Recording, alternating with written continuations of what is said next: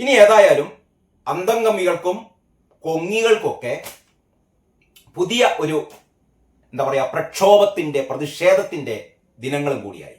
കാരണം കേന്ദ്ര സർക്കാർ എന്ത് തരത്തിലുള്ള പരിഷ്കരണ നടപടികൾ കൊണ്ടുവന്നാലും അതിന്റെ ഒരു പോസിറ്റീവ് സൈഡ് എന്താണ് എന്നൊന്നും നോക്കില്ല.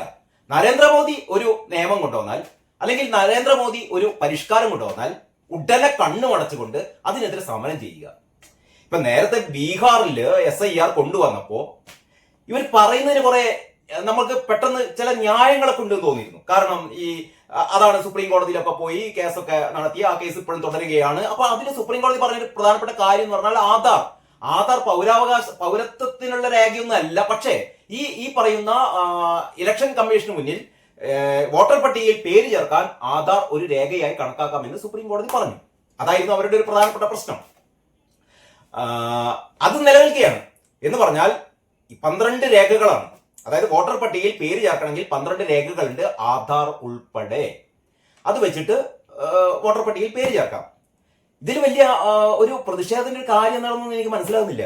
ഒന്ന്, ഈ SIR നടപ്പാക്കേണ്ടതിന്റെ ഏറ്റവും പ്രധാനപ്പെട്ട ആവശ്യം എന്ന് പറയുന്നത് ഈ പ്രതിപക്ഷം തന്നെയല്ലേ ഈ കഴിഞ്ഞ നാളുകളിലൊക്കെ വോട്ടർ പട്ടികയിൽ ക്രമക്കേട്, വോട്ടർ പട്ടികയിൽ ഇരട്ടിപ്പ്, ഇതൊക്കെ പറഞ്ഞുകൊണ്ടിരുന്നവർ ഇപ്പോ വോട്ടർ പട്ടിക ഒന്ന് ശുദ്ധീകരിക്കാൻ ഉള്ള ശ്രമം നടക്കുമ്പോൾ പറയുന്നത് അത് ശരിയാവില്ല, അതിലൊരുപാട് പ്രശ്നങ്ങളുണ്ട്. എന്ത് പ്രശ്നമാണപ്പാ? ഒന്ന്, ഈ കേന്ദ്ര സർക്കാരിന്റെ ഈ തീരുമാനം അനുസരിച്ച് 2002 പട്ടികയാണ് ഇവർ അടിസ്ഥാനമാക്കി എടുക്കുന്നത്. 2002 ശേഷമാണ് ഒരു ശുദ്ധീകരണ പ്രക്രിയ തുടങ്ങുന്നത്. അതിനുശേഷം വോട്ടർ പട്ടികയിൽ പേര് ചേർത്ത ആൾക്കാരൊക്കെ നേരത്തെ പറഞ്ഞ 12 രേഖകളിൽ ഒന്ന് ഹാജരാക്കണം. ഇതെല്ലാവർക്കും ഹാജരാക്കിക്കൂടെ? ഇതിനുവേണ്ടി BLOമാർ വീട്ടിലെത്തുമ്പോൾ അവർക്ക് ഈ പറയുന്ന 12 രേഖകളിൽ ഒരു രേഖ കാണിച്ചാൽ മതി. ഇപ്പൊ ആധാർ ഇല്ലാത്ത ആൾക്കാരൊന്നും കേരളത്തിൽ ഇല്ലല്ലോ. ആധാർ കാണിച്ചാൽ മതി, അതല്ലെങ്കിൽ മറ്റു രേഖകൾ കാണിച്ചാൽ മതി, പാസ്പോർട്ടോ അല്ലെങ്കിൽ ഇത് സംബന്ധിച്ച ഒരു 12 രേഖകളുടെ ലിസ്റ്റ് ഉണ്ട്. ഇത് കാണിച്ചു തന്നാൽ ഇവർക്ക് ഇതിലേക്ക് റീ എൻറ്റർ ചെയ്യാം എന്ന് പറഞ്ഞാൽ 2002 ശേഷം ഇത് ശുദ്ധീകരിക്കുകയാണ്. അപ്പൊ പ്രധാനമായിട്ടും ഇന്ത്യൻ പൗരത്വം ഇല്ലാത്ത ബംഗ്ലാദേശികളെയും പാകിസ്ഥാൻകാരെയും രോഹിംഗ്യക്കാരെയും ഒക്കെ ഇവിടെ നിന്ന് നമ്മുടെ വോട്ടർ പട്ടികയിൽ നിന്ന് മാറ്റുക. അതെന്നേ ചെയ്യേണ്ടതാണ്. പക്ഷെ അത് ചെയ്യുമ്പോഴാണ് ഈ പറയുന്ന കൊങ്ങികളും അന്തംഗമികൾക്കൊക്കെ ക്രിമികടി.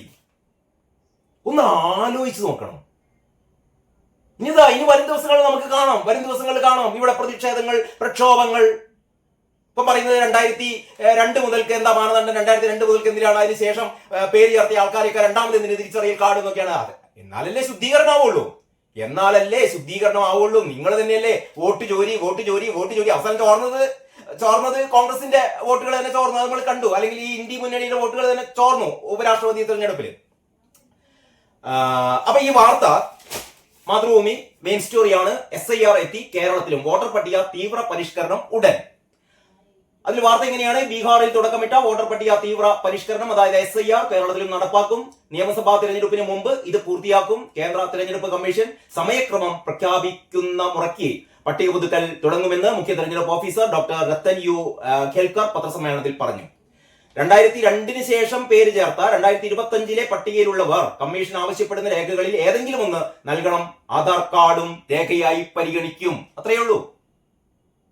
അതായത് 2025 പട്ടിക പ്രകാരം വോട്ടർമാരുടെ എണ്ണം 2,78,24,319 ആണ്. 2.78 കോടി. 2002 പട്ടിക എങ്ങനെയാന്ന് വെച്ചാൽ വോട്ടർമാരുടെ എണ്ണം 2.24 കോടിയായിരുന്നു. എന്ന് പറഞ്ഞാൽ ഏതാണ്ട് ഒരു 54 ലക്ഷം പേരാണ് 2002 ശേഷം വോട്ടർ പട്ടികയിൽ കടന്നുകൂടിയത്. ഇതാണ് SIR പ്രകാരം ഒരു പുനഃപരിശോധനക്ക് വിധേയമാക്കുന്നത്. ഏതായാലും സംഭവം നടക്കും. ഇവരിനി എന്ത് തലകുത്തി മറിഞ്ഞാലും ഈ പറയുന്ന ഇലക്ഷൻ വോട്ടർ പട്ടിക ക്രമക്കേട് പരിഹരിക്കാൻ വേണ്ടിയിട്ട് SIR നടപ്പാക്കും. പിന്നെ കുറെ ദിവസത്തേക്ക് ഇവരിങ്ങനെ ഒച്ചപ്പാടും പ്രതിഷേധവുമായി നടക്കും. ശരി തന്നെ.